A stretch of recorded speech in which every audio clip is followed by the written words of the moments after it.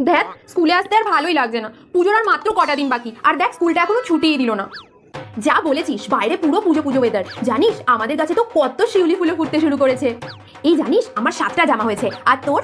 না রে, আমার এবছরে অত জামা হয়নি, তবে যদি মামা কিনে দেয় তাহলে 3টে জামা হবে। কেন রে, তোর বাবা তোকে জামা কিনে দেবে না? আসলে এবছর বন্যায় না গ্রামের বাড়িতে সব ভেসে গেছে।